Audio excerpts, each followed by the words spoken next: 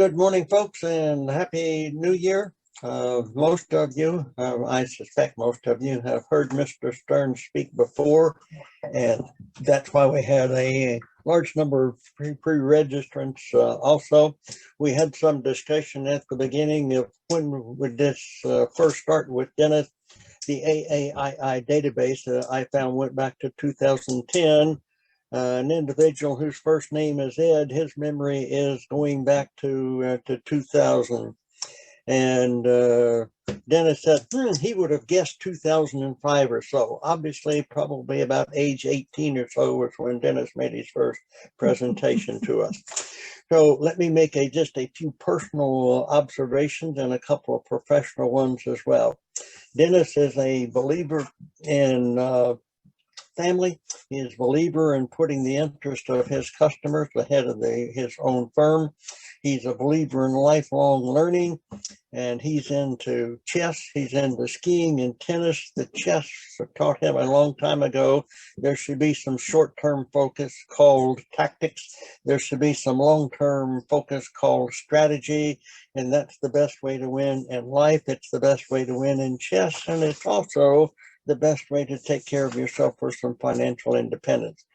Dennis was a member of the winningest, if that's a good word, Pan-American chess teams in U.S. history, and he has coached inner city chess clubs and plays up to 30 people at one time for the purpose of raising money for children's charities. On a professional basis, Dennis is the founder of Stearns Financial Group. He's written several books. He's been in the Wall Street Journal, New York Times, Kiplinger Finance, Financial Planning, and maybe some others of which I'm not aware of. He has been asked to make presentations on best practices to financial advisors and planners. I think that's an incredible compliment to him. He holds a BA degree in finance from the University of South Florida, and he holds an MS in financial services from American colleges. He's got numerous professional associations. I will mention only one. There's an organization called Family Wealth Advisors Council. It's an invitation-only study group of prominent fee-only advisors that are around the United States. Dennis holds a certified financial planner certificate, and he's also a chartered financial consultant. Community service, there's multiple lists there. Community awards, there's multiple things listed there. His firm has an office in Chapel Hill on Raleigh Road. It also has an office in Gurnsboro on Wendover Avenue. Dennis, thank you for being here today. I'm going to mute my camera and my microphone. And so all microphones and camera are now focused on you. And again, sir, thank you for being here today. You are very welcome, and thanks for that kind introduction. Great to be with everyone again. And we're going to kick off today. As those of you who've been with me many times before know, I like to get an idea of what's top of mind for you, just to make sure that I spend a little extra time on those issues. A little more difficult to do it in this environment, but what we'll do is, if you have one thing that is top of mind for you in finance right now, one burning question, please put it in the chat box. I know it's going to be tough because some of you probably have 5 or 10 burning questions to just put one, but we need to try to keep the chat box not getting overwhelmed here. So we've got our first one. Thank you, Ed. How long will U.S. stocks continue to outperform the rest of the world? What a great question. What will the Fed do? Another great question. U.S. or foreign? Another great question. Growth or value? All right. You're in the spirit of it. Well done. We'll take another minute here, let you all put your questions in.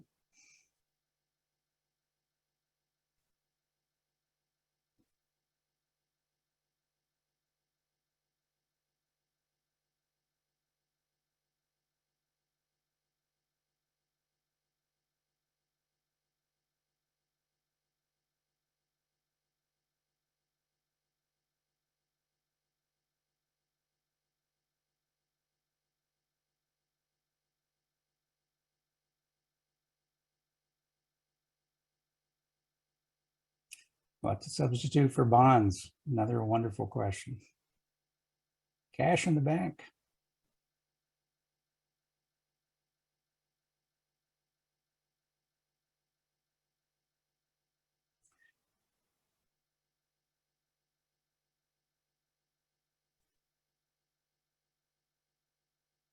I assume the U.S. consumers reacting with sticker shock means costs going up from inflation, not buying a new home, although there's a lot of that sticker shock going on.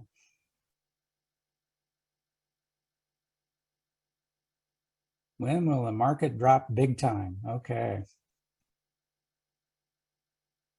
I actually have a good little chart on something that might be helpful there.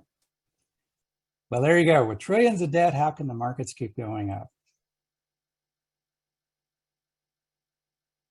Fortunately, they're not as linked as short term anyway. I think I saw what will trigger the next black swan. I think by definition, a black swan is something you can't forecast. So, but maybe I can talk about a few other colors of swans.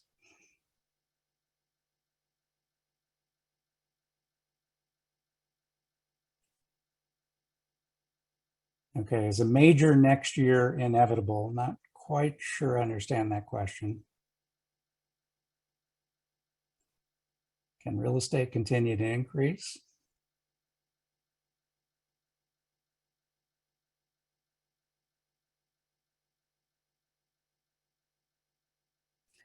Okay, well, feel free to continue to put questions in, and periodically I will scroll back through, make sure that we've gotten the ones, particularly the ones that are more top of mind for the group.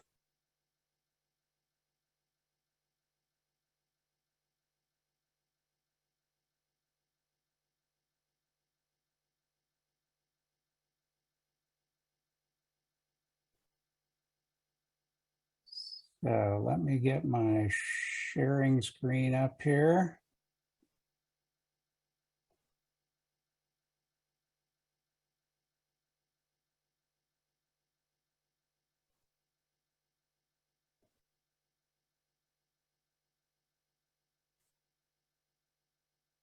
All right. Can somebody let me know if you can see my charts?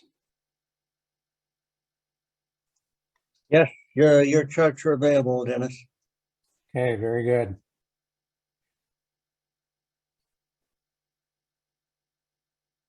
So these are a number of issues as we talk to our clients and as I talk to folks around the country and around the world about issues that are top of mind. And so they're not necessarily in order, although these top five definitely seem to occur more than some others. So the number one, Federal Reserve, the old saying, don't fight the Fed. So they've indicated they'll be normalizing policies over the next several years, reeling in some of their fiscal stimulus. Right now, decreasing stimulus, which is not quite the same as tightening. It's a version of tightening. And so more recently, they roiled the markets by suggesting maybe they would increase interest rates more than normal.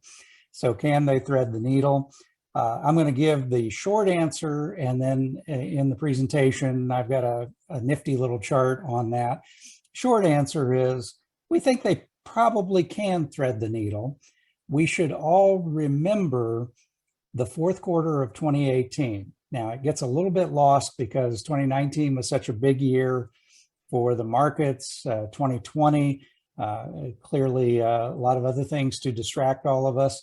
But fourth quarter of 2018 was a pretty nasty quarter for the S&P 500. And it was mostly caused by the Federal Reserve telegraphing they were going to do what they're actually going to do right now. So you might say, well, what's different now? Why isn't the S&P down 20% like it was in the fourth quarter of 2018? Well, the answer is that there has been a series of things they've done, so it's not a big surprise to the markets. And the fourth quarter of 2018 was fairly short-lived, and we recovered within 12 months easily, depending on what sectors you were in of the market. And so the fact that they've been telegraphing it, the fact that what they're going to be doing over the next year won't even get us to where we were at the beginning of 2019. So everybody forgets that we've come down since then, and now we're going back up, but we're going back up to what is still a historically low level. Now, when I get into some of the scenarios, particularly for the US stock market, I'll give you a little bit of a different perspective on the 3 to 5 year picture on that, as far as the role of interest rates and valuations in the stock market. Number two, some folks asked the question about bonds. They certainly, interest rates are at a multi-decade low, have a low probability of exceeding inflation in the next 3 to 5 years. So a lot of people are saying, well, should I even have any bonds? And we think the answer to that is yes, but certainly not what we would have had under the old playbook. The old playbook was you get near retirement or in retirement, and you have 60% in stocks and 40% bonds, and those 40% in bonds were typically the highest quality bonds, the AAA, AA rated corporates and governments. Well, that strategy looks a bit suspect and right now, the bond side of it. And so we're at one of the lowest percentages in bonds in our history, in our firm. But we do believe that some people still need that absolute cushioning. And can cash serve that function? Maybe. Obviously, you're sort of giving up at that point on any potential for higher returns. We've done a lot of scenario work around the bond market, and we actually think that bonds, high grade bonds, I should mention, not inflation protected or high yield, high grade bonds will do better in this environment than they did in 2021, where they actually had negative rates of return, not negative real rates with inflation, but actual negative rates of return. A lot of people say, well, isn't that going to happen every year for the next 5 years? Not necessarily. And so, again, I think this is facts and circumstances. If you are in a situation where you can live off the dividends of your portfolio, or you can be able to survive a lot of volatility and not have to sell things when they're down, you might have the fact pattern where very few bonds or even zero bonds might make sense. Not everybody has that luxury. So again, I think that depends on your own financial planning circumstances. Number three, this is one that everybody wishes, it's like a bad penny, it won't go away. As the vaccine rollout has allowed the US economy to largely reopen, stocks have rallied off the pandemic lows. Should we be worried about Omicron or future COVID variants? Well, if you're a restaurant owner, or if you work for Disney, there are certainly some reasons to be concerned about Omicron, or whatever Greek letters may be coming behind Omicron. Omicron does appear, at least for those vaccinated, to be a lot less dangerous, although its infectious rate is off the charts. And so I do have a couple of slides and charts to kind of talk about there. But the short answer is, certainly from a health perspective, if you are not vaccinated, if you've chosen not to be vaccinated for whatever reason, and you have any comorbidities, I would still be a bit concerned about Omicron. Some of our healthcare providers around the country have been providing some stories, and it's not all good for that. If you don't have any of that, maybe it's like getting the flu. Me personally, I don't want to get the flu more than I want to do anything, but I still am trying to live my life. And that's the dilemma for most people. We have in our travels seen roughly a 20-60-20 distribution mix of people at this stage of the pandemic.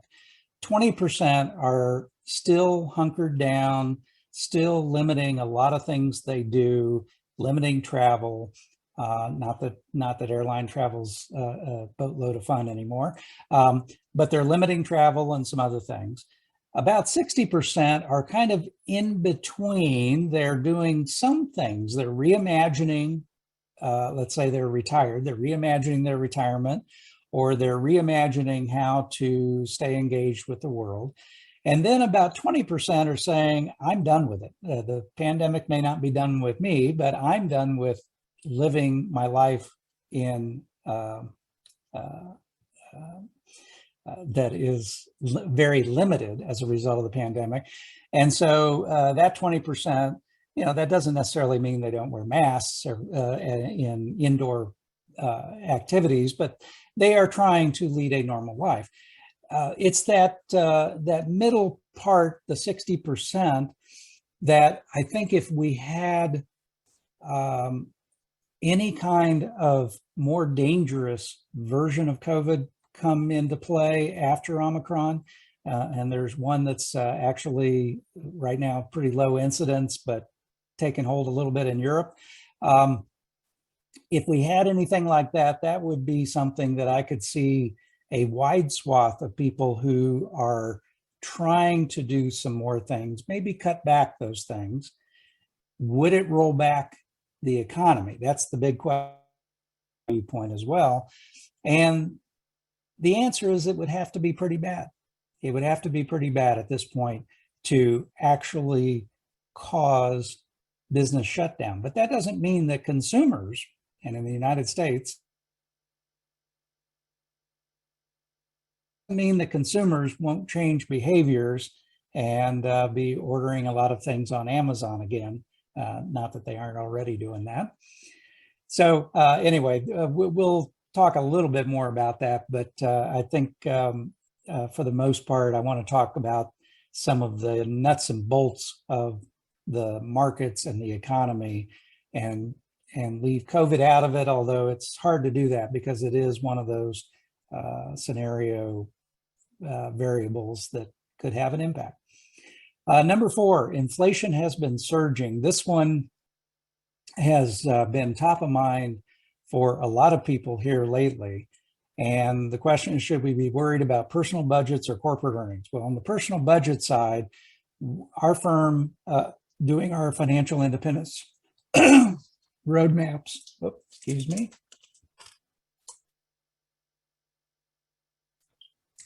Our firm doing our financial independence roadmaps, we see hundreds and hundreds of budgets. And what we found is that most folks' budgets, only about 30 to 40%, sometimes as high as 50% of the budget, is subject to the things that have higher inflation rates. The average grocery store tab for our clients is between 8 and 12%. And so no question, many things in the grocery store are going up faster. I was on an earnings call with PepsiCo where they were gleeful about the fact that they had been able to pass through 16% price increases to many of their customers and have no impact on their revenues. Well, if you're a shareholder, maybe you're gleeful. If you're a large consumer of Pepsi products, maybe not so much. And so, but that's only, again, 8 to 12% of an average budget. And so this is very specific to how you spend money. And we are in a world where on the personal budget side, there are so many more options than we used to have to be able to buy consumer goods. There are so many more options on how to shop. It is becoming a consumer shopper's delight in terms of their ability to find good bargains or deals. Now, what we have seen a lot of inflation issues on is lifestyle creep. And what we mean by that is particularly with the pandemic, a lot of people have been limiting things they've done. So when they go out and do things, they want to buy a little better, whatever it is they're going to buy on Amazon or at the local store. Or maybe they want to take a little better trip than they would have taken in the past. Maybe they want to stay at a little better hotel.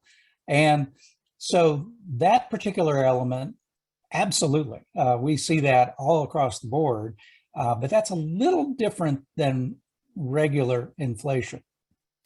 Corporate earnings, we're talking to a lot of companies, both public and private, all the time. And yes, they have seen a lot of increases to inflation in their inputs, whatever it is that they input to create their output and their revenues. And certainly the bottlenecks in supply chains have not been helping any of that. Some of you may have seen Bed Bath & Beyond, not one of our companies that we own, by the way, but they had a very difficult earnings release this week and attributed a lot of their woes to the supply chain bottlenecks and inflation within those bottlenecks. But we have seen workarounds at a level we've never seen before. Companies are figuring out workarounds. The best example I can give is around the holidays when even moving the port facilities to 24/7 and there's still ships sitting off the coast of LA, a lot of the big companies, Walmart, Target, you name it, they actually chartered their own boats to be able to increase their ability to transport goods. Now, a smaller company has a difficult time with that sort of workaround, perhaps. And so the fact is that on the corporate earnings side, the latest transcripts of earnings calls show a marked decrease. Bed Bath & Beyond, a bit of an outlier, but a sharp decrease in the number of CEOs, CFOs reporting that bottlenecks are creating problems. And again, some of that is this supply-demand imbalance working itself out. Some of it is companies themselves. Never underestimate the power of capitalism to figure out ways around or over or under a problem. And it's them rewiring those. Now, we have some clients who actually work in those supply chains, and I will say they've aged 5 years in the last 1 year. It is, so for their mental health, I would say that's a problem. But again, I think it's something that we should be concerned about. We should continue to monitor, but it's not something that we consider a significant danger. Now, when you tie inflation to Federal Reserve behavior, that's going to be where we'll talk about some other possibilities there as we get into some of the charts. Number 5, an environment of low interest rates and modest inflation justifies higher valuations in stocks. How long will it last? Well, the answer is it may last longer than we all think. But again, the scenarios that we will show and the headwinds and tailwinds from those scenarios, that's where the interesting texture is around this. I remind those folks who haven't been with me before in a meeting, scenario learning is not a magic crystal ball. And I wish it were, but it gives you the ability to think through possibilities, to understand the dynamics and variables. More than anything, it allows you to figure out, what would I do if something went wrong? So scenario learning is wonderful from a pivot point, occasionally good from a forecasting point of view. And so we'll get into that in some detail in just a little bit. Many international stocks remain below fair value, have better return prospects and better dividend yields in the next 3 to 5 years. So the question is, how much should you allocate to that area? Well, if you're David Swenson, the legendary investor at the Yale endowment, you actually have an overweight international to US. And if you go on their website and look at some of the numbers, you would be shocked at what the overweight actually is. we're not believing that that's an absolute answer, and far be it from me to argue with David Swenson, his logic. But the fact is that we do think that over the next 3 to 5 years, there are a variety of factors that do favor international blue chips. And the piece that everybody forgets from time to time is that there are so many companies, big, powerful companies overseas, that have 30 to 50% of their sales back in the US. So how do you juxtapose that to a company here in the US that has 30 to 50% of its sales overseas? And so everyone kind of thinks about what's in the backyard of a particular company, what's going on in Germany or other places, but they forget that these companies, these are transnationals, many of the big ones. And so the transnational concept is that they literally, the world is their playbox, and they can go anywhere they want to go for their supply chains, and they can go anywhere they want to go for sales. But that many of them still favor the United States because the United States is still a very good market for a lot of goods and services. So we'll get into that international stock allocation in a little bit. The AAII, by the way, the AAII index, which had been hovering towards 50-50 US versus international stocks, is now back up closer to 60-40, 60% US, 40% international. And you can all probably figure out the reason. 60% in the US stocks have been doing better than international of late in the pandemic. And that has moved that index back to be more heavily US weighted. Number 7, US remains a strong hub of innovation. Techno-industrial revolution, which we have gone into depth on in some chapter meetings prior to this, is certainly chugging along. We are in the deployment phase of that techno-industrial revolution, and the pandemic accelerated all of it. Several very well noted people said that, in the 20 weeks after the pandemic, we had 20 years of innovation. And so we are seeing that across the board. It's the result of pivoting to not just automation and robotics and different kinds of artificial intelligence, things that help out, for example, Honeywell in their factories. But it's also the purveyors of those technologies have done extraordinarily well. And we definitely believe those purveyors of technology will continue to do well on average. The question of what is reasonable for evaluation is a really hard one, because some of these companies are definitely getting over their valuations. And if there's any hiccup in their earnings in the next year or 2 or 3, that's going to be an issue. Rising interest rates is on our headwind list for technology companies. And that's because technology companies with higher growth earnings projected 5 years from now and 10 years from now, as interest rates go up, you have a discounting mechanism. And so that earnings growth that a particular company might have 8 years from now is discounted back to today at a higher number. And that's why higher interest rates are definitely a headwind for some of the valuations on the big tech companies. But the tailwinds are huge as well. I mean, as I've mentioned before in meetings, this techno-industrial revolution, if we went back to the first industrial revolution, we would have said, wow, a lot of change going on, but not at the pace and not at the power of what we have going on today. McKinsey still believes that the pace and the power combined, it's over 300 times more powerful than the first industrial revolution. I personally don't know exactly what that means, but I live with the people who are working in this space all the time, and they tell me stories. And so I kind of have an idea that it's big and huge.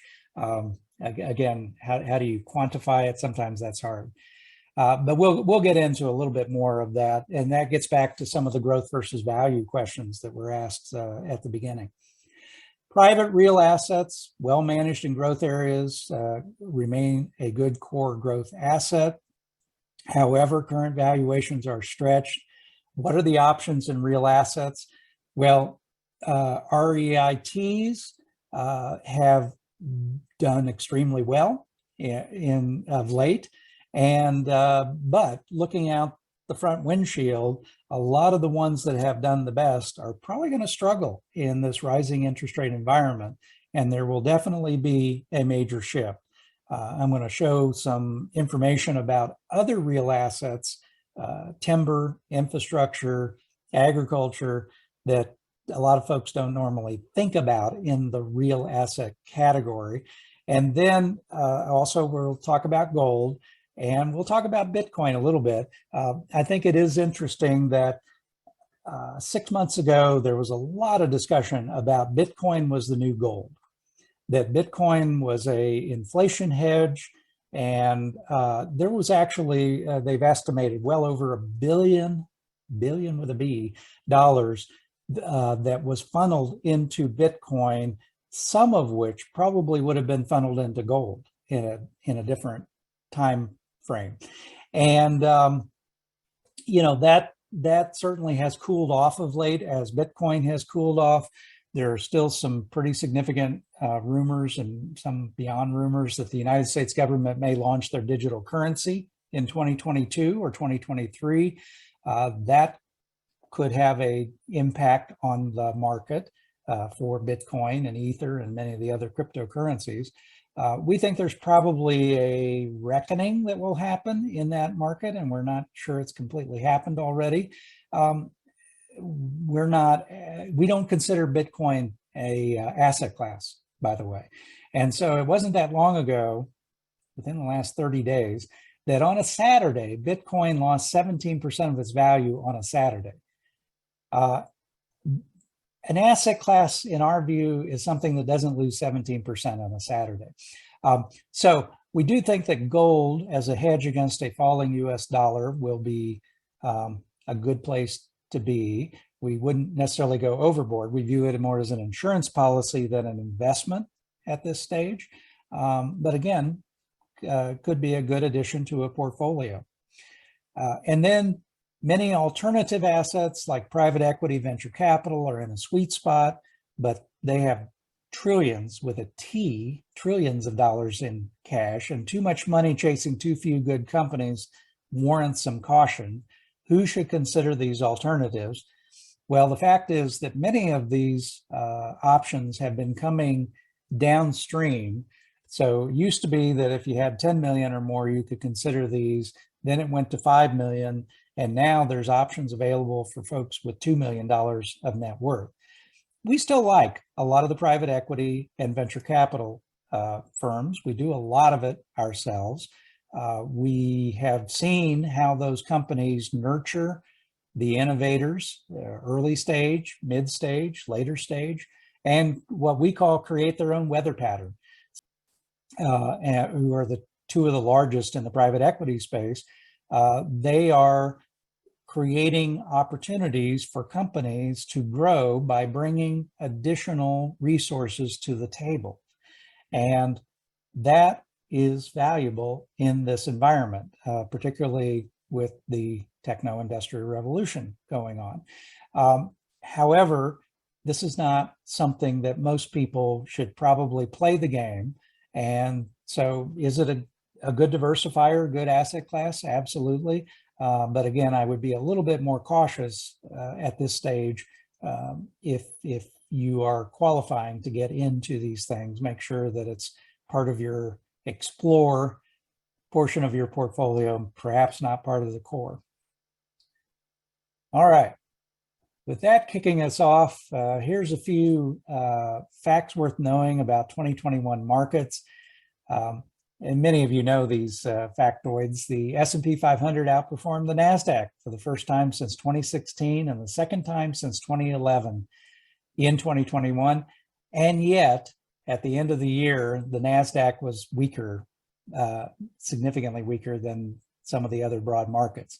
And again, part of that was that rising interest rate worries that we talked about. S&P 500 reached 70 new highs in 2021. Now, some folks would say, well, that means they're due for some lows, right? Well, the fact is that's been the magic of the stock market for 70, 80 years, is that as long as companies increase earnings over time, companies become more valuable, and we usually have a lot of new highs. 70 is a lot, however.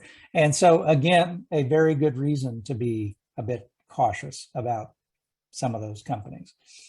3-year aggregate price return on the S&P 500 is 90%, the highest level since 1999. Now, that one, when you think about 1999, and Ed went back and found the presentation I did, I guess, to this group in 2000. And so this was before I was doing the regular January updates. And so we were right at the end of the dot-com period in April of 2000. And so that particular statistics might give you a lot of pause. The good news is that we have a lot better earnings, quality of earnings, and earnings growth than we did back then. Now, it is true that many of those companies, some of the big ones that lead the indices today, some of those companies went flat for 5 or 10 years and from their valuations in 2000. And those companies, their earnings really had to catch up to the reality of their situation. And yet some of those big companies, this sort of the back to the future piece, some of those big companies did extremely well in 2021. And looking out the front windshield, we think will continue to do fine, just not at the same levels they were in 2021. Number 4, global cash inflows into ETFs roughly doubled in 2021 to 1.14 trillion. Now, I don't know about all of you, I've been around investing for a long time, and it's only been in recent years that it seems like everything has a T attached to it. And so that seems like a large number, right? And the global ETF assets under management is roughly $10 trillion. But the reality is one of our top research outfits, Strategos, who they've been named the top Wall Street macro research firm for the last 4 years running, very credible outfit. They came out with a report earlier this week that basically said, yeah, that's impressive, but it's actually not impressive if you look at how much money is flowing into other areas, including cash. So this alone is not necessarily a reason to say, uh-oh, the party's getting ready to end. Number 5, operating earnings are on track to have increased 49% in 2021. Now, again, that's off pandemic lows, and an increase in revenues of 15.8% and an increase in profit margins of 28%. Well, that's all interesting, but in a little bit, we're going to go into what 2022 and beyond may look like. And number 6, this is one that, again, sentiment, you got to pay attention to. This would also give you some reasons to be a bit more cautious. Never before has the University of Michigan sentiment data declined by double digits for 2 years in a row, only to have the S&P 500 log 2 consecutive double-digit gains. 2 consecutive years, I should say, of double-digit gains. So interesting. And again, a number of these things we'll dig into a little bit more shortly. So here are the asset class returns going back historically. And for 2021, that third column from the right is 2021 actual results. And you see REITs, real estate investment trusts, burning up the track at 41% last year, and followed by large cap US stocks, followed by commodities, which that commodity, if you look back to some of the prior years, that brown area has not been doing very well. And so it finally had some bounce off the bottom. Small caps did pretty good, 14%. The asset allocation, which is sort of a 65-35 mix, you can read what the mix is down in the legend below. That did pretty darn good for 2021. If you're into eat well and sleep well and having more balance, that asset allocation did 13% in 2021. International stocks were right behind, a little under 12. And then high yield bonds up 1, cash basically 0, fixed income, that's the Barclays highest quality bonds, as I mentioned, actually a negative return. And then emerging markets down a couple of percent. I was actually surprised emerging markets didn't have a rougher time in 2020, and the rewiring of supply chains, the fact that much of the emerging market world, maybe excluding China, is not as well vaccinated and more subject to COVID risk. Now, there were a lot of reasons why emerging markets could have been down 20% or more. And for those of you who've been in emerging markets for a while, you know that sometimes they can have pretty difficult times. I mean, this chart goes all the way back to 2008 over on the left-hand side. Now, nothing did particularly well in 2008. So emerging markets down 43%. Large cap US was down 37 for the year, and actually 55% from peak to trough in that year for US large cap. So, emerging markets, emerging markets actually were the 53%. The one right above it was the blue chip international companies back in 2008. So again, a little bit surprising, emerging markets didn't do worse in this environment.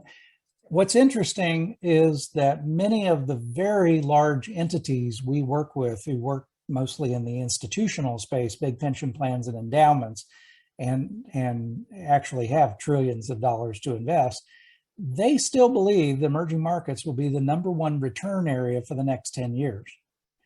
However, they also believe a lot can happen in the next 3 to 5 years. So that's a little bit of a tough one. Maybe if you're investing for your child or grandchild's future, maybe with a very long-term horizon, maybe that's one where you would want to do more. Again, a very highly volatile asset class that I think most of the folks here don't have too much of in their core portfolio. S&P 500 valuation. You can see over on the right-hand side, as of the end of the year, 21 times.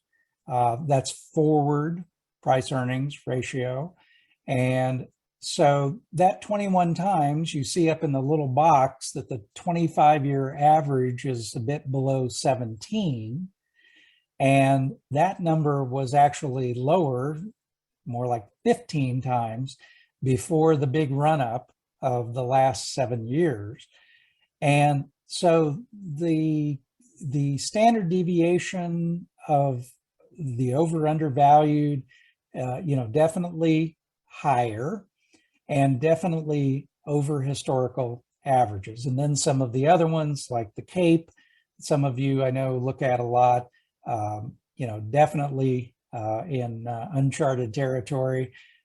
Price to book ratio, definitely up there compared to long-term average. Price to cash flow up there, and the earnings yield spread. Again, that's part of the piece that I think a lot of people are also a little worried about, is that even though dividends have been increasing at above average, above inflation, sometimes double inflation, the earnings yield is relatively low at this point of the S&P 500.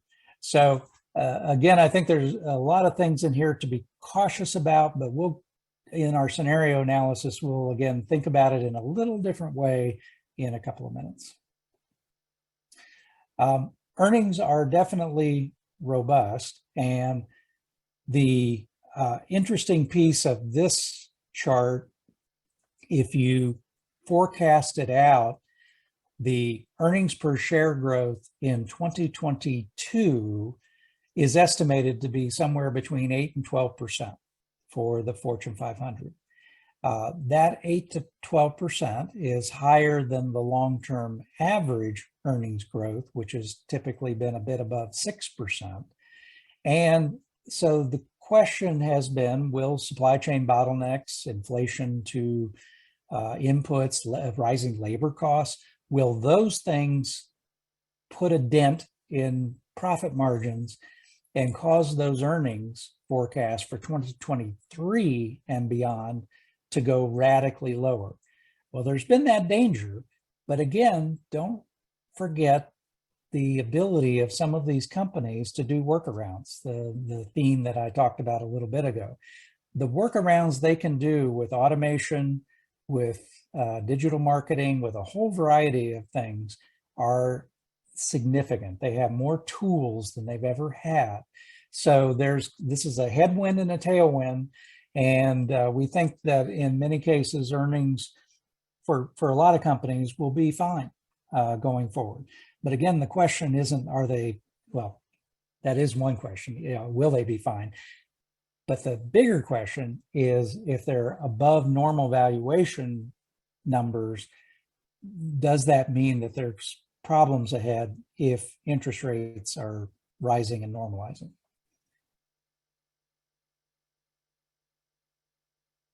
And here's that profit margins peaking question. So again, this chart on the right takes a little bit of study. The green is the profit margin. The black is the share of the corporate earnings relative to labor. And so what you see happening is some really good profitability. Companies have taken the pandemic as an excuse to get leaner. Again, some of the free net cash flow increases have been because of being leaner. Some have been because of the automation and digital pivots they've done during the pandemic at an accelerated rate, the 20 years and 20 weeks piece. But some of their inputs to their cost of goods sold or their profits are increasing. And so profit margins, we actually think will level off here in 2022. We think they won't necessarily decline big time for a lot of companies, however, because again, so many companies have so many new ways that they can figure out how to maintain costs per additional dollar of revenue or cut costs in the first place.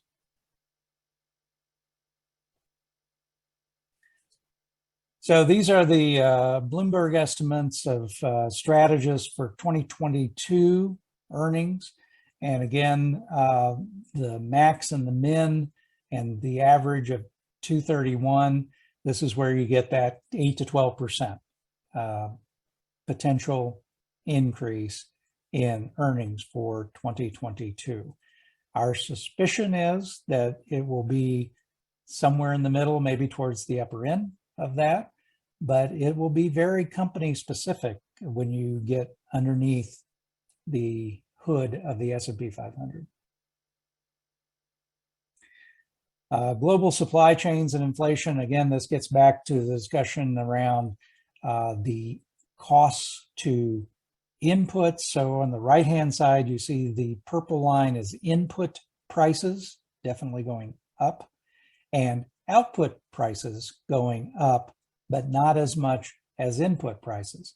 So maybe some companies can do a good job of passing through their expenses. Many companies that we own definitely, of late anyway, have been able to do that. But many companies are struggling with passing through all the costs. And the question is, how long will they be able to do that? That might have been the person who asked the sticker shock question, that might have been kind of embedded in that question, is how long will they be able to pass through increased costs? Again, our main belief is that inflation will cool off later this year. Now, cool off will still be at a rate maybe double what it was before. So we were averaging 2% on the CPI, maybe we're at 4% in 2023, but certain elements of the CPI, and again, as a company, you're putting money into different things that are in the CPI. Some of those areas will cool off even more because of their ability to resource their supply chains. So inflation, is it a problem? Yes. Is it a something that will cause this entire train to wreck? Probably not, in our opinion.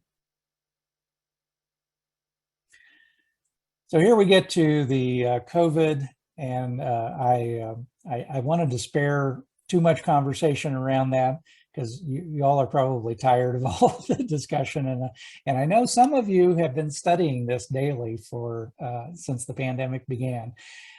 So the chart on the right-hand side shows the progress towards immunity with the vaccinated only, the infected and vaccinated, and the infected only.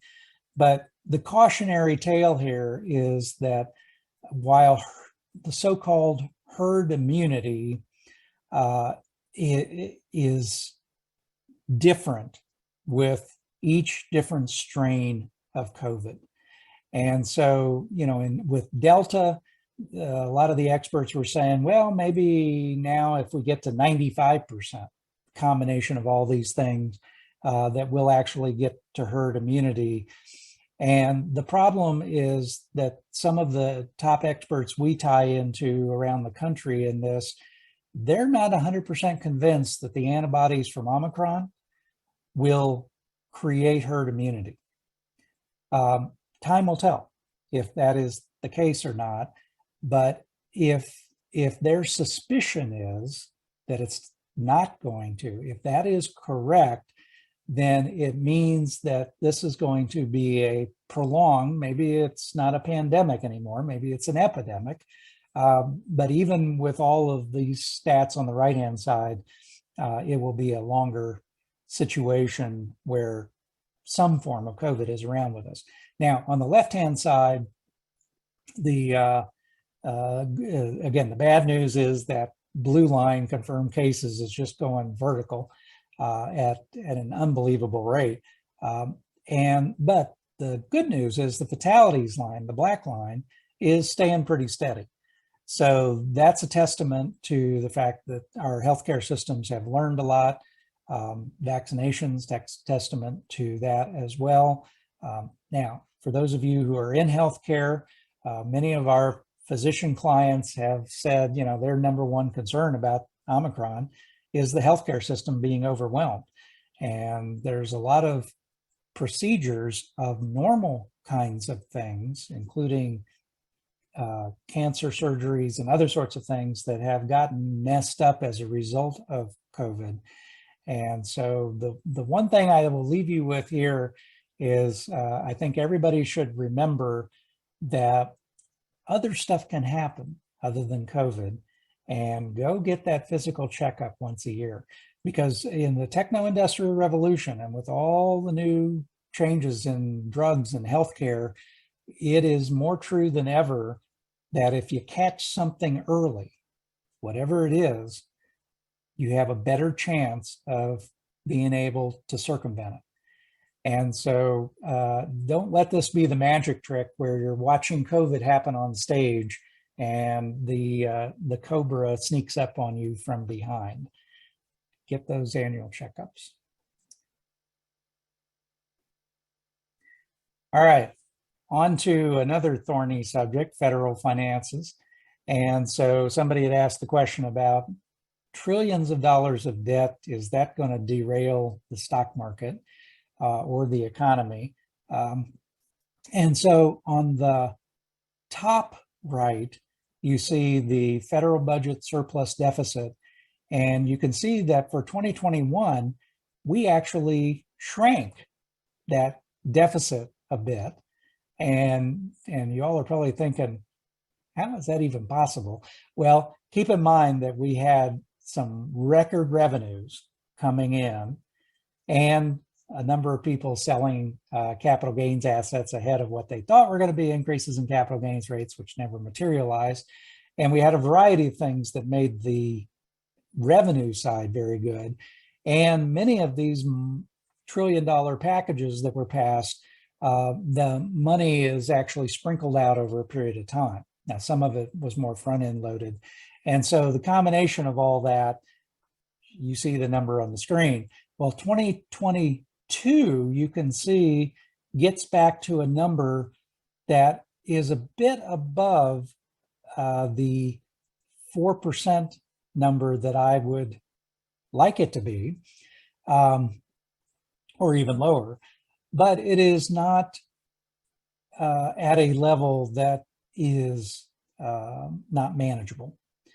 And so on the bottom, you see the piece that I've mentioned this many times to you all before, is always be careful of drawing a conclusion from one number. You have to combine it with something else, because one number may sound, oh my gosh, but in reality, you have to compare it or put it in context. Well, the context of the bottom right is the percent of the economy. And you can see that we're at that 100% and a bit above the 100% number. I will remind you, Japan has lived over 20 years with 200% debt to equity ratios, and they have not slipped into the ocean. Now, is it worrisome 5 years out when interest rates are higher and the crowding out effect of the interest rates on the deficits become higher? Somewhat, and some of that's baked in to the CBO forecast on the top. But if we see outsized increases in interest rates, treasury rates that have to be paid, that can create some crowding out and a lot of other issues. So again, I think this is one that not a clear and present danger, but remains one of those things to keep on the radar screen. Consumer finances, they've never been better. So household net worth in the lower right, you can see hitting record highs. Again, just remarkable from the third quarter of 2007 to now, over doubling the household net worth in this country. And the debt service ratio on the top right, I've mentioned to you before that whenever it's been elevated, that's one of those things that causes us to vibrate a little bit more. Will consumers, not have the spending power? Well, it's still in a pretty modest range. And consumers actually have an awful lot of cash on general. Cash in the bank is at record numbers in trillions now. So the backbone of the economy, consumers, have a lot of firepower, whether it's credit or cash, and they seem to have a lot of desire and will to, when things get tough, the tough go shopping. And that is the mantra, at least for, I think, America, perhaps. And so, again, this whole piece seems to be in a pretty positive place. So get to that question that a number of you had about US versus international stocks. We have definitely had a long outperformance of US versus international, as you can see on the right-hand side. And if you put it in the context going all the way back to 1971, it's a record number of years of that outperformance. And so that would say reversion to the mean. Ultimately, international will see a better days. And this, I think, is the key chart on that. International valuations and dividend yields. So on the left-hand side, the price to earnings, the valuation discount of international versus the US is at a extreme number. So as of the end of last year, 32% discount. You can see it in the little box too up above, the current PE ratio and the AAII index, excluding the United States, difference of 21 versus 14 times. And the dividend yields on the right-hand side, they're not at historically high numbers, but they're pretty close to a positive differential. And so those two items, the fact that we think over the next 3 to 5 years, the US dollar has a better than average chance of declining, which if you're a holder of international stocks unhedged to currency will be a benefit for you. All of those things suggest that international definitely take a look at it. Now, talk to many of you over the years who say, well, you know, I've got 90+% in US stocks and they have such low cost basis. And if I sell, I'm going to pay all these taxes. And can you really justify it? And my answer has always been, you have to have two things be true, at least two things be true. One is that your US stocks, that you have some concerns about their valuations and that they could be getting stretched and their future earnings growth. The second thing that must be true is that the thing you're going to, whether it's international stocks or something else, has returns that in a reasonable set of probabilities are going to exceed that other number to justify paying the taxes. And for many people, if you can manage your tax bracket, do a little bit every year, not get, you know, into some of the higher numbers. I mean, particularly if you can stay down in the 15% capital gains rate. Okay, you know, maybe you don't need those two to be at extremes, but I would mention those two are pushing towards extremes. The valuations of some of your stocks may be pushing towards extremes, US stocks, and the discount on international are looking pretty interesting. Growth or value? That was another question we had at the beginning, and the answer is yes. Our own perspective, we have for years, I've mentioned this before, ever since the Great Recession of 08, 09, we have been overweight large cap growth for a lot of portfolios. We are now more equal weight. And so going forward, you can argue that the rising interest rate environment where we are is a little more beneficial to some areas of value stocks. However, you can also get back to the fact that we're in the techno-industrial revolution and that many of these growth stocks still have good prospects. Now, with all that being said, lately we have been trimming some of the growth areas that have just gotten too far ahead of their valuations. We look at the company, we love the company, we love their earnings, we love their innovation, we love all the things about what they're doing, but at the end of the day, we don't love their value, their price over fair market value, and they're just too high relative to that. And so we've taken that opportunity to rebalance a bit. And as I mentioned, just try to rebalance between growth and value. I think it's going to be very difficult with all the headwinds and tailwinds to significantly overweight one area or the other going forward, at least with what we know right now. This just talks about the concentrated performance, weight of the top 10 stocks in the S&P 500 on the top right. There is no question that if you're in the S&P 500, 30% of your results are the result of 10 stocks. So are you diversified? Well, kind of. Are you more concentrated than you would have been in past years? And the answer is yes. Then look at the earnings contribution of those top 10 in the S&P 500. And you see that earnings contribution has been pretty good, but notice that it's dipping down a little bit. And so again, this gets back to a lot of those top 10 companies. Now, some of them we like a lot, but some of them have all kinds of regulatory issues and other issues that may make it tougher for them to contribute a bigger portion of earnings. So again, capitalization weighted index like the S&P 500, that could be problematic for it going forward. And this is a remarkable slide, the churn going on under the surface. So, I know there's a few of you who have just done the, hey, let's keep it simple and just put my US stocks all in the S&P 500, which good for you. That's been a very good result lately.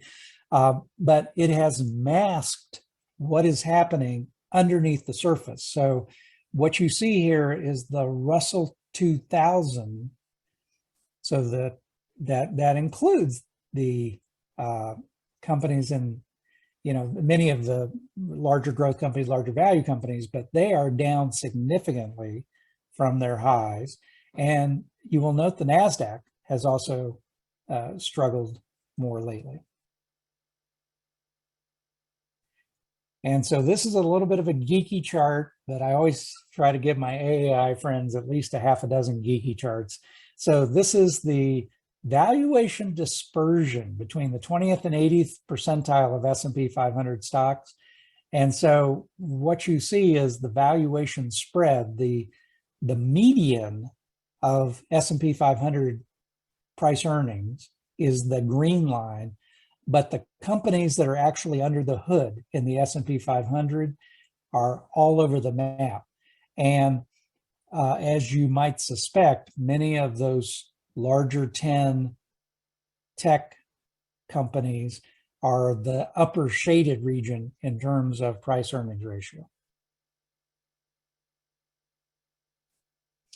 The Fed and interest rates, I mentioned this in my opening remarks, that this is the forecast going out to 2023, 2024, and beyond.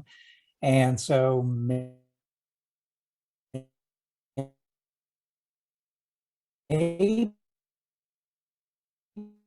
2019. So is that something to worry about? Well, if it accelerates more, for whatever reason, because I always remind folks, the Fed is not the only game in town. There's a lot of demand supply stuff going on with credit and so forth that causes interest rates to move around. They're powerful, but they're not the all-powerful Oz. And so if interest rates did move up faster, what would that mean? Well, it would be problematic for stock valuations. And that's where you look at this interesting chart, the correlation between interest rates, inflation, and price earnings ratio. So the chart at the top is showing the price earnings ratio by CPI. And this is a pretty long-term one from 1950 to now.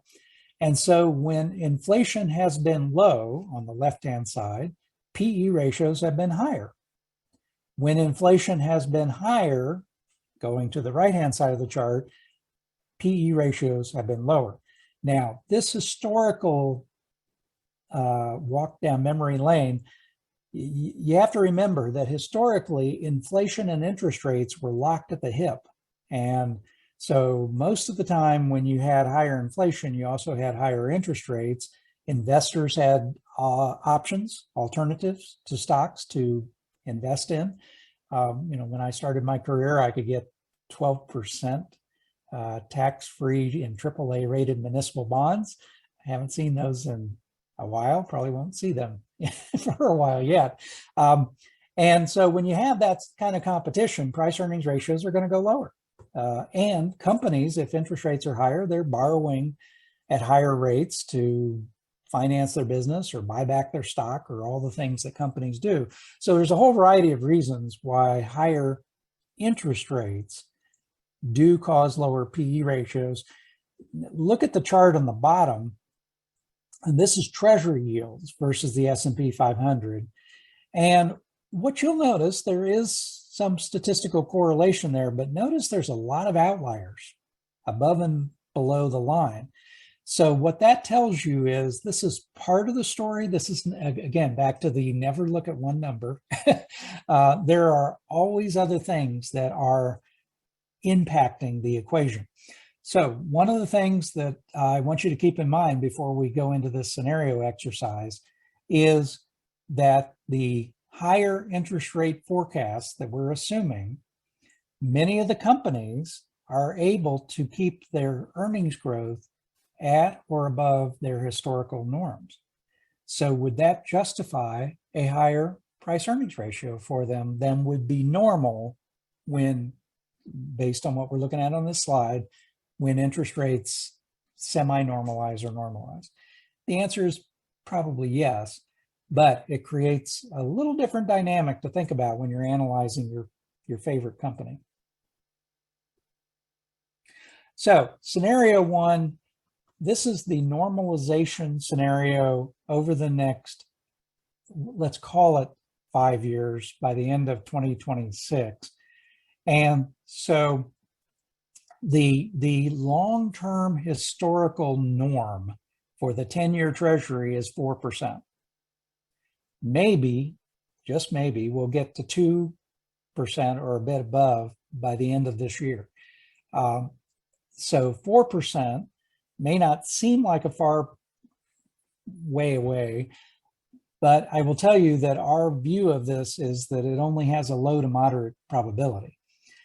But if you looked at this scenario one assumptions of stock valuations declining from 20 times earnings to a historical average of 15 times, then that 25% compression of valuations, again, you can never look at one number. Let's look at it in combined with earnings growth for the S&P 500. If that equals 12% in 2022 and 8% a year afterwards, which, think of the correlation in the scenario here. If the economy is chugging along with a lot of demand and earnings are chugging along at a pretty good rate, that's the exact scenario that could cause interest rates to normalize more quickly. So we have higher earnings growth rates in this model than we do in the next scenario we will look at. So you put the two of these together, and over the 5-year period of time, you have a 50% increase in earnings, yay, but your valuation contracts by 25%, boo. And so you put that in the blender on a 5-year basis, and you end up with 5% growth a year plus 2% dividends. And we're not even sure we're going to get to 2.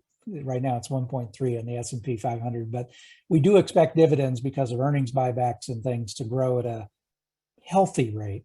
So 2% may be generous. But so in this scenario, you end up with a 7% total return. Probably better than many of you would suspect in this scenario. Now, here's the rub of this. First of all, it will never be this nice and clean and mathematical. We all know the stock market doesn't work that way.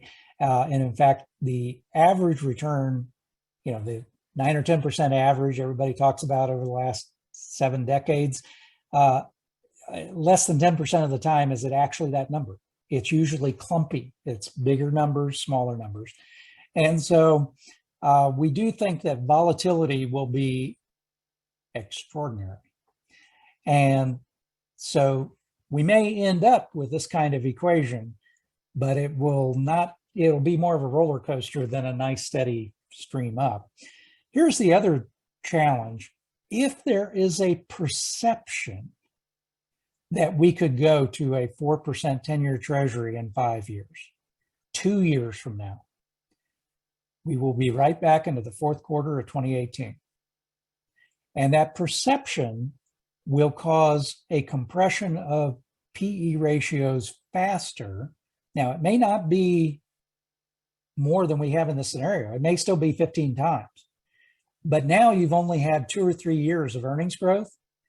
And you can do the math on that and say, oops, we actually may not have as much earnings growth as we have compression of valuation. So that's the scenario that gives us pause about the S&P 500 in particular is that if some of this accelerates, we could end up with, occasional 10 or 20% corrections and flat returns in the next 3 years in the S&P 500. Now, let's go to the scenario that we actually think is more likely, and that is that treasuries are 3% in 5 years. Now, I have to pinch myself. When my team was working on this and we were going through all the scenario analysis, reversion to the mean would say that surely we would get back to more normal. But how long have we been saying that? 2007, 2008 clearly just set the tone, and we've been low interest rates ever since. So 3% on the US Treasury, which by the way is double current levels. Here we think the price earnings ratio would go from 20 times earnings to 17, and we would have a little bit more modest growth of earnings, 6% a year after 2022, instead of the 8%. And so there the earnings would grow by 36%, but the valuation contracts by 15, and you end up with 6% total return. Now, many of you are probably surprised, like, wait a minute, I would have thought the total return on the S&P would be higher at that point. And again, it's just the math of how PE ratio compression versus earnings growth works and the environment that we're going to be in. And in this scenario, we think volatility will be high. So our number one recommendation that we can say with 99% confidence is volatility will be higher. I mean, we just came off of one of the lowest vol years in a long time. I think our largest drawdown was a little over 5% last year in the stock market. And, that has not happened that many times in the last 30 years. So the takeaway here is let's pay attention, not that we're not already doing it, to earnings, quality of earnings and earnings growth. And let's pay attention to interest rates and alternatives for investors to invest in. And those combinations, while you may see a wild ride for your US stock portfolio in the next 5 years, you may not see a disastrous ride, which I think some of you are saying, there's going to be a big shoe that drops here somewhere. Well, let's talk about some of those potentials. So potential headwinds, I got to admit, this is a longer list than normal. Inflation for companies, I've already talked about that one as a potential headwind. Again, right now, it looks like that's going to calm down a bit in the next year or two, but it's still something to keep a very close eye on. Regulatory increases, again, it appears Congress, there's enough folks on both sides and in the middle controlling things that maybe we won't see as much regulation increase, but that is an issue particularly for some of the big tech companies that are the bigger holders of the S&P 500. Corporate tax rates. So the big returns in the S&P 500, you should send a thank you note to, and I will bet you if you tried to guess what I'm about to say, you would have a tough time guessing it. Send a thank you note to your favorite lobbyist in Washington, D.C. And you're going, what? Why would I send, and I know how some of you feel about lobbyists as well. Well, corporate tax rates, 6 months ago, it looked like there could be a tremendous increase in the corporate taxes, all happening front load into 2022. If that had happened, all those scenarios that I mentioned about price earnings compression and earnings growth would have accelerated, and we definitely would not have seen the year we saw last year in the S&P, and we definitely would have seen some rough sledding. Well, because of intense lobbying, that went through various iterations, and where we are now, again, we're not even 100% sure that the Build Back Better bill will get passed this year, but the skinny down version will probably have corporate taxes spread out over a period of years and the minimum tax for corporations spread out. So it will not be as big a hit, a big as tail or headwind to corporate earnings as it might have been under original proposals. Geopolitical wildcards, again, these are low probability but high impact things that could happen. China, Russia, Iran. We tend to believe that they are low probability. Certainly there's been more saber rattling from China and more reasons to be a little concerned. Certainly a lot of concern about the buildup of troops on the Russian border with Ukraine. And so, and who knows where the Iran situation will go. So those are things that we can't live our life by, but they are bubbling in the background and perhaps bubbling a little more than normal. Insider trading has been pretty big. And so, you know, I remember back 20 years ago that would be a clear and present danger with insider trading. The fact is that, and some of our clients who are in this role, we know that they're a little concerned about all the things we've talked about, but what they're really trying to do is take some chips off the table and rebalance their portfolio.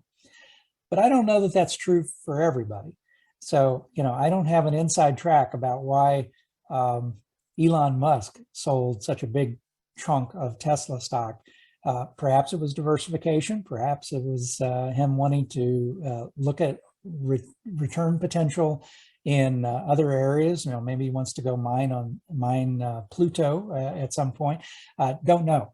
But the fact is that insider trading does not give us a huge heartburn, but it is, again, something to keep an eye on. Federal Reserve missteps as they normalize. I already talked about that. We think they will get it right, but it's a very challenging environment that they're working with. Higher future interest rates negatively impact big tech companies. I've already talked about that, the discounting of future earnings value. And so, you know, again, that one, I think if you're overweight in big tech, you might want to think about that in terms of your safety protocols in your own portfolio. And then anything to dampen animal spirits or confidence. This is actually a very long list. I only added, you know, new COVID variant. That would certainly do it. And the new COVID variant being more virulent, less susceptible to antibodies, and more deadly. That would do it quickly. And other black swan events, which by definition we can't forecast. So there are a lot of headwinds, a lot of reasons that, again, depending on your own facts and circumstances, maybe your core portfolio, maybe not your Explorer, but your core portfolio, you should be looking at rebalancing or being a little bit more cautious. Now, here are some of the tailwinds that I've already talked about. This massive cash on the sidelines, whether it's sitting in banks, sovereign wealth funds, individuals, money markets, private equity firms. I mean, there's just so much cash out there. It is incredible. And so some have said that's part of the reason. Again, I would attribute it more to lobbyists in Washington and that corporate tax increase I mentioned. But part of the reason that September we ended up with only a 5% correction was that we had all this cash on the sidelines waiting to come back in. And I think that's part of it. So again, I think this is helpful for stocks.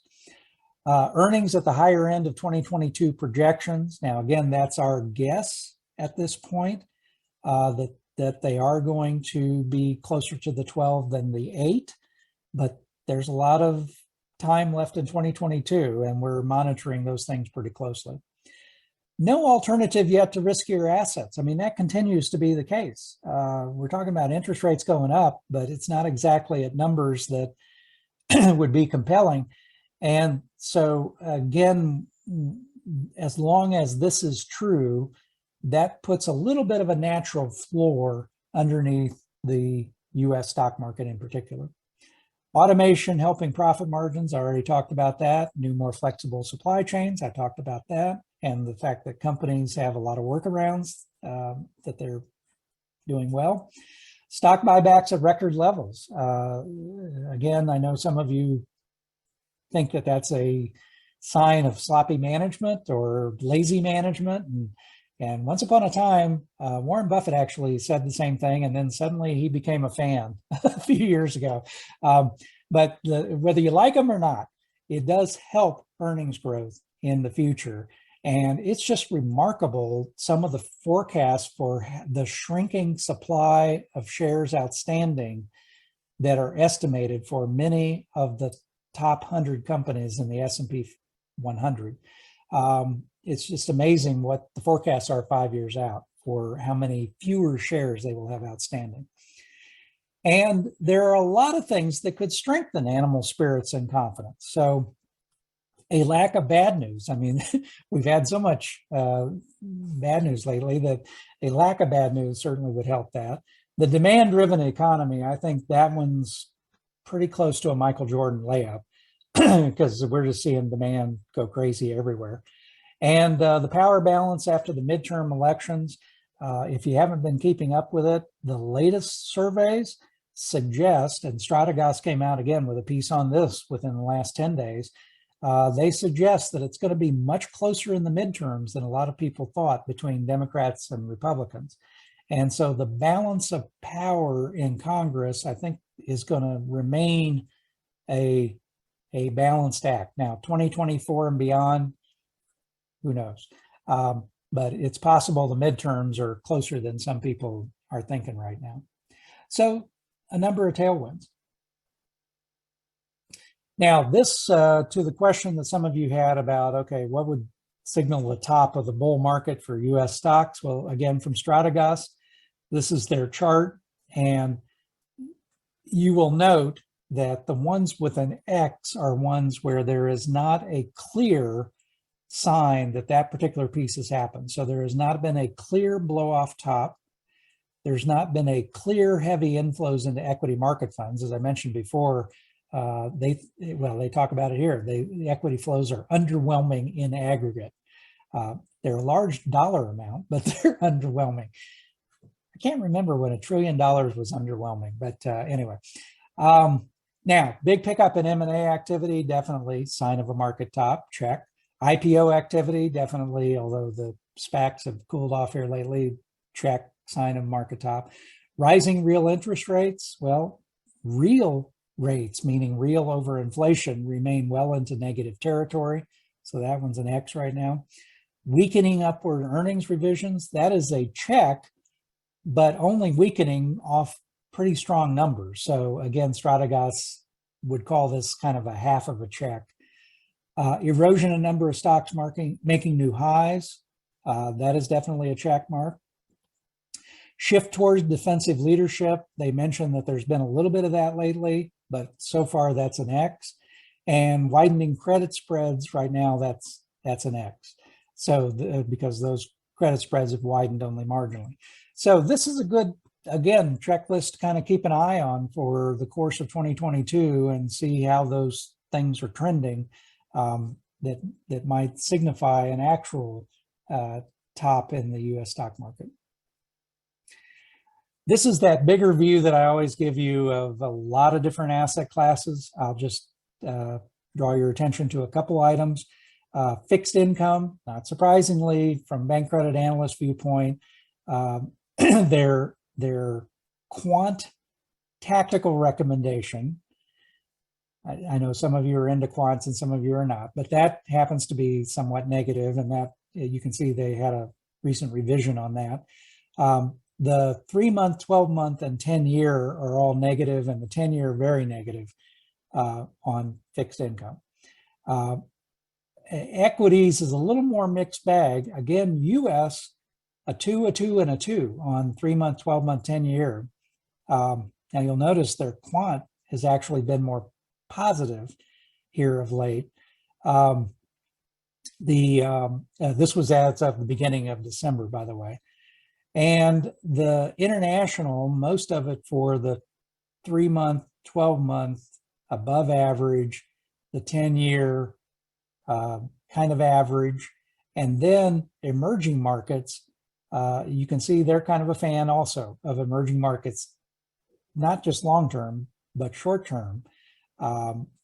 They're in a positive frame of mind, but even their quant model says real short-term, buyer beware. Bonds, again, not surprisingly, the two areas with red under fixed income are government bonds and long duration bonds. The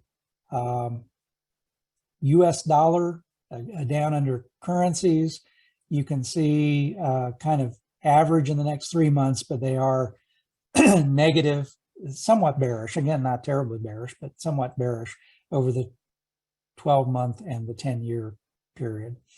And then commodities down at the bottom, energy, they're somewhat bullish, short term, their tactical models kind of average. And some of the other commodities, gold, they're actually pretty positive about 10 years out, just kind of average in the meantime. And that kind of goes back to our belief that gold is a little more of an insurance policy. We could have another 20-some% return like we did in 2020 in gold. And it certainly could be a bit of a hedge against some of those wildcard events that we talked about earlier. And then the soft commodities at the bottom, those are things like corn, soybeans. And so they're estimating some upward moves there. So that is Bank Credit Analyst view. Now, here is Strategos's asset allocation. I started giving this to you in recent years because I thought it would be kind of interesting. And, it does, we tend to use a few more crayons in the coloring box than Strategos in terms of our diversification, but it sort of mirrors some of our thinking. So right now, and this is for a 60-40, traditional 60-40 allocation. So take that in consideration. So the equities, they're actually slightly overweight equities. They're underweight bonds, not as much as we are, but they're underweight bonds. You can see 30% versus the Barclays Ag at 38. And they are overweight cash relative to what would be normal.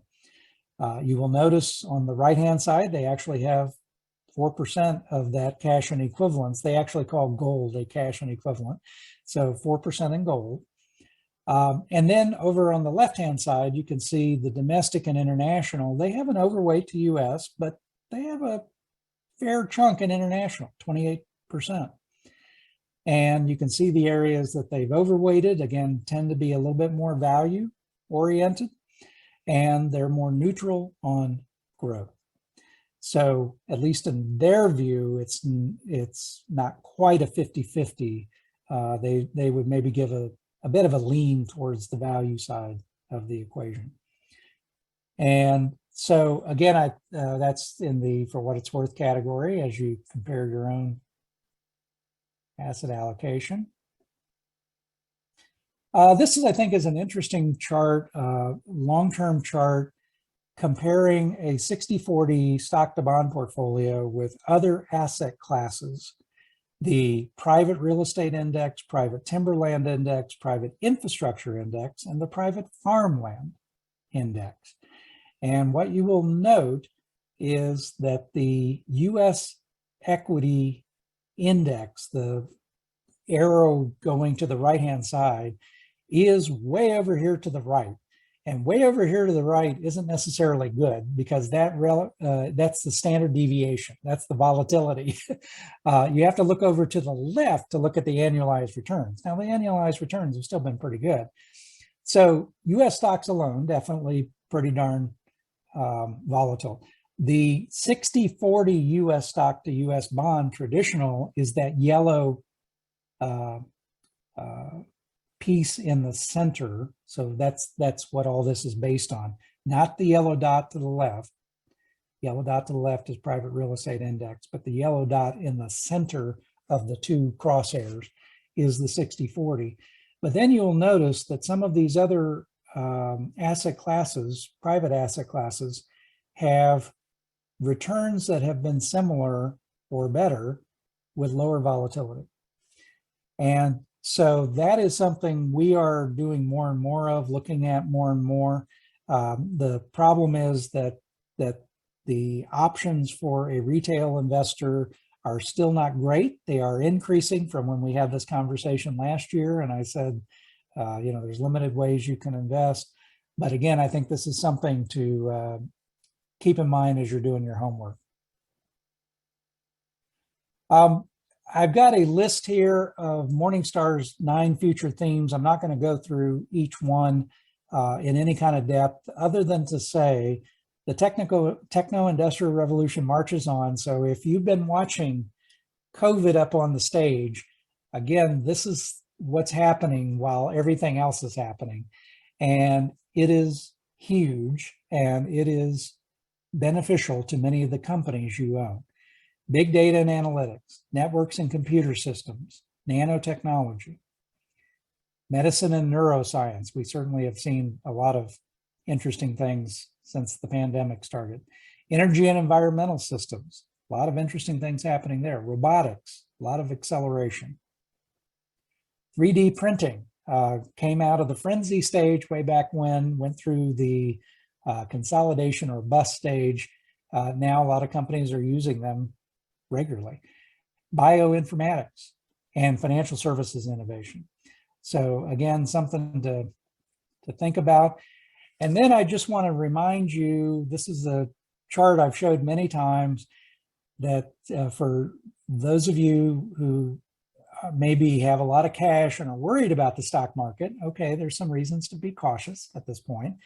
But out of the last 42 years, 32 of them were positive. However, the average intra-year drop was 14% over that period of time. That's the red dots. Now, some years, like last year, was only 5, and some years were very low. But what that says is that there's a lot of money to be made in the stock market, but you have to be willing to accept a lot of volatility. And frankly, last year was no indication of that. There was nothing to really frighten people. Now, maybe if you owned some of the highly volatile biotech companies or something, that became a little more frightening at the end of the year as those went down quite a bit. But the fact is that you just have to accept the volatility as part of being a stock investor. Now, there are ways, as we've talked about before, to diversify and mitigate some of that volatility. Okay, and then we have a variety of index definitions for those of you who want to dig through the slide deck later on. And that is it for the main presentation. I was going through some of the chat questions, and I think we caught most of them. Are there any that we didn't really hit on? Oh, I think it was on your headwind slide, Dennis. One of the questions was, why isn't the potential, or why didn't the potential for huge domestic political disruption make the list? Ah, yes. Well, on the anniversary of what happened in Washington, D.C. a year ago, yeah, it probably could make the list as one of those things that could happen. And again, I know some of the recent surveys have said that there are anywhere between 20 and 40% of folks out in the country who believe that a true civil war is possible. And so that is hopefully, in our view, a low probability event, but it would definitely have a very high impact.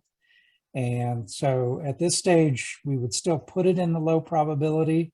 There are a number of folks who, if you haven't read, regardless of your political affiliation, read Chris Christie's new book, you will realize that there's another element of the Republican Party working on trying to get things back to normal. And Chris Christie is a pretty powerful force in that.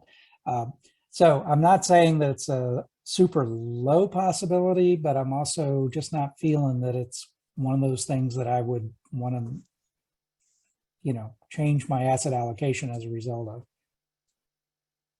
Would a dollar cost averaging an S&P 500, Russell 2000, or Wilshire 5000 be a good consideration for a 70-something aged couple? Wow, that is a great question. So I'm a fan of both dollar cost averaging and opportunity cost averaging. And so if you are in a position where you're radically underweight stocks and you have a lot of cash and you don't want to go into bonds and you're trying to figure out something, yes, definitely moving in small increments, I think could be valuable. And it also prevents you from that behavioral finance trap of, because so many people who are in that position just fear that they're going to shove all in. Immediately the black swan event or something else is going to happen. They're going to be down 20%. And then they pull out because they say, oh, I knew I shouldn't have invested. Well, the dollar cost averaging lessens or mitigates that risk. The opportunity cost averaging is that higher volatility that I talked about. If we actually had something more than a 5% correction, you could accelerate the dollar cost averaging. Maybe add another year, maybe take the year following and say, okay, I'm going to put that in this year. But I'm not sure that I would shove all in given your age and stage. Now, again, if you have a pension plan and Social Security and you don't need this money and you're investing for your children, okay, that's a whole different fact pattern.